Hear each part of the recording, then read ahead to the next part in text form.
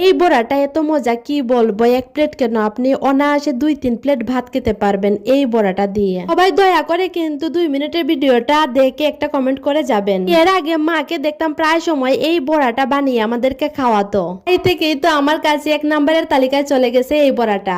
তুমি শুটকি আর সরষা বেটে রেখে দিয়েছিলাম আগে থেকে, তারপরে কড়াই বসিয়ে তেল গরম করে দিয়ে দিলাম আমি পেঁয়াজ। পেঁয়াজটা ভালোভাবে ভাজা ভাজা হয়ে গেলে দিয়ে দিলাম বেটে রাখা শুটকি আর সরষে, আর সাথে দিয়ে দিলাম সব ধরনের মশলা যেমন লবণ, হলুদ, মরিচের গুঁড়া সবকিছু একসাথে দিয়ে পানি দিয়ে একটু কষিয়ে নিলাম। শুরু হবে আসল কাহিনী। এখানে আমি লবণ দিয়ে এই পাতাটাকে মাখিয়ে রেখে দিয়েছিলাম আগে থেকেই। পাতাগুলো একটু নরম হয়ে যায়, কোন একটা চামচের সাহায্যে শুটকি ঠান্ডা হলেই পাতার ভিতরে ঢুকিয়ে বাজ করে নিব একে একে সব।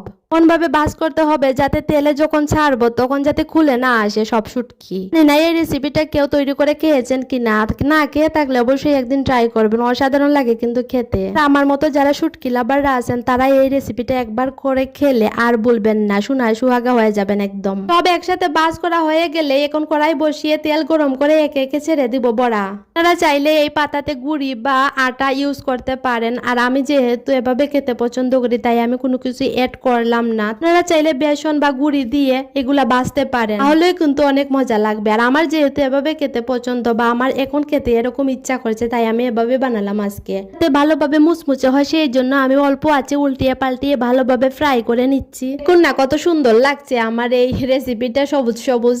কম বড়া হলে কিন্তু আমি 1 প্লেট ভাত একটা বড়া দিয়ে সম্পূর্ণটা খেয়ে নেই। কিন্তু আমার কোনো তরকারি খাওয়ার প্রয়োজনও পড়ে না, আর আমি খেতেও চাই না। করতেও যেমন ভালো লাগে আমার খেতেও কিন্তু ভালো লাগে। এই রেসিপিটা আমি মাঝে মাঝেই ট্রাই করি। এখন ভালোভাবে ফ্রাই করা হয়ে গেছে, একটা বাটিতে তুলে নিচ্ছি।